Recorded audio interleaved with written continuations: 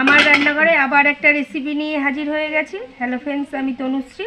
আশা করি তোমরা ভালোই আছো। তোমাদের ভালোবাসায় আমিও ভালো আছি। আমার রেসিপিটা দেখার জন্য সবাইকে জানাই স্বাগত। রেসিপিটা দেখে যদি ভালো লেগে থাকে তাহলে প্রতিদিনের মতন একটা ভালোবেসে লাইক, শেয়ার, সাবস্ক্রাইব করে দেবে। যাই হোক, দেখো আজকে রেসিপিটা কি রেসিপি দেখতেই পাচ্ছ। লাউ শাক কেটে নিয়েছি। আজকে লাউ শাক দিয়ে একটা রেসিপি করব। লাউ শাক দিয়ে ডাল করব। দেখো তার জন্য কি কি লাগবে। লাউ শাক তো ছোট ছোট করে কেটে নিয়েছি। এখানে থালির মধ্যে সাজিয়ে নিয়েছি 2 রকম ডাল, মুসুরির ডাল, মুগ ডাল, তার সাথে কাটা পেঁয়াজ, কাঁচা লঙ্কা, একটু সবজিও কেটে নিয়েছি আমি, রাঙা আলু, সিম, কুমড়ো, সাথে আছে চিংড়ি মাছ, আর আছে কুচানো রসুন আর টমেটো। গ্যাস অন করে কড়াইতে জল দিয়ে বসিয়ে দিয়েছি। জলের মধ্যে দিয়ে দেব ডালটাকে ধুয়ে নিয়েছি, মুগ মুসুরি।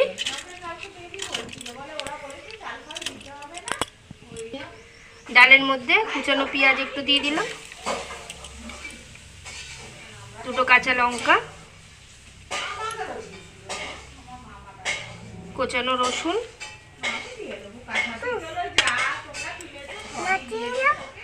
নুন,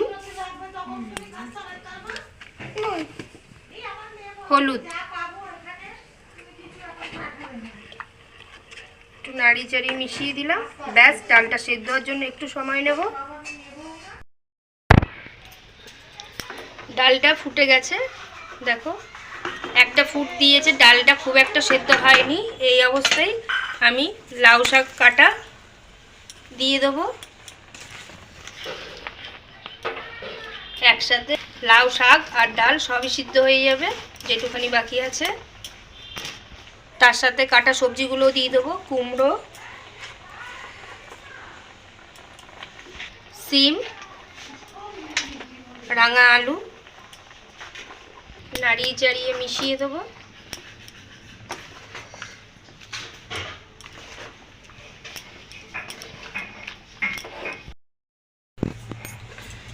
ডাল সেদ্ধ হওয়ার সময় তো নুন দিয়েছিলাম, যেহেতু সবজিগুলিও দিয়েছি তাহলে আর একটু নুন দিয়ে দেবো, যাতে শাকে আর সবজিতে নুনটা পুরোপুরি ঢুকে যায়। ব্যাস, কিছুক্ষণ ঢাকা দিয়ে রেখে দেবো যাতে সব একসাথে ভালো মতন সেদ্ধটা হয়ে যায়।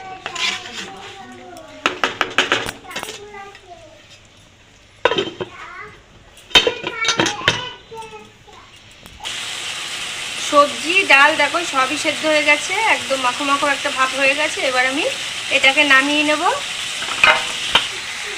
এদিকে আর একটা কড়াই বসিয়ে দিয়েছি তেল দিয়ে। তেলটা গরম হয়ে গেছে, ফোড়ন দিয়ে দেবো শুকনো লঙ্কা আর গোটা সাদা জিরে। তার সাথে দিয়ে দেবো কুচানো রসুনটাও।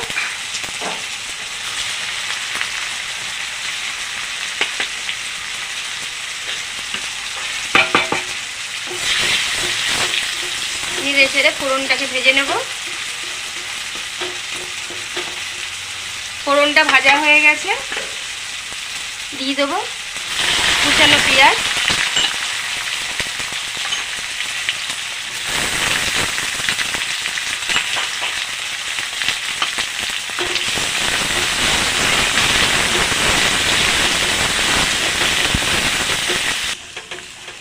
পেঁয়াজটা ভাজতে ভাজতে পেঁয়াজের মধ্যে দিয়ে দেবো নুন হলুদ মাখানো চিংড়ি মাছটাও। সব একসাথে নেড়ে ছেড়ে ভেজে নেব।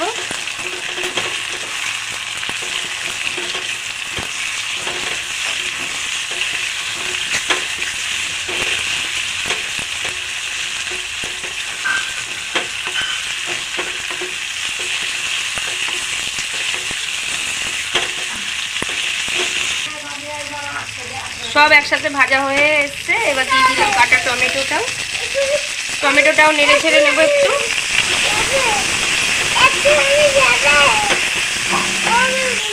সব একসাথে করে নেড়ে ছেড়ে ভাজা হয়ে গেছে। এবার আমি এটা ঢেলে দেবো লাউ শাকের মধ্যে। ফোড়নটা পুরো ঢেলে দেবো।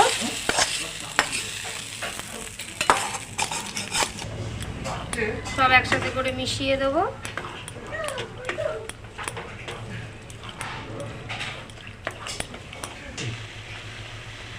স্বাদ মতো নুন আমি আরেকটু দিয়ে দেবো। মোটামুটি তৈরি হয়ে গেছে ডাল দিয়ে লাউ শাক, দারুণ লাগে। তোমরা একদিনকার বাড়িতে করে খেয়ে দেখতে পারো এরকমভাবে। একটু চিংড়ি মাছ দিয়ে তার মধ্যে যদি দেওয়া যায় স্বাদটা আর একটু বেশি ভালো হয়, কেননা চিংড়ি মাছের স্বাদটা একটা আলাদাই হয়। ব্যাস, নাড়িয়ে একটু নুনটাকে মিশিয়ে দেবো। ব্যাস, এবার নামিয়ে নেব। একটুখানি চিনি দিয়ে নিয়েছি খুন্তির মধ্যে, নাড়াচাড়া দিয়ে নেবে খুঁতিটা দিয়েই।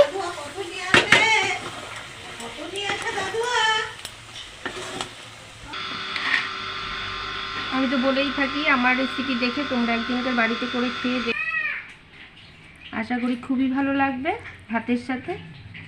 এরকম লাউ শাক করলে, চিংড়ি মাছ দিয়ে আর ডাল দিয়ে করলে, আর কেমন হয়েছে সেটাও আমাকে কমেন্ট করে তোমরা জানাবে। এইভাবেই পাশে থেকো যাতে তোমাদের কাছে আমি ভিডিও নিয়ে আসতে পারি প্রতিদিন একটা করে রান্নার। ভালো থেকো, সুস্থ থেকো। Thank you.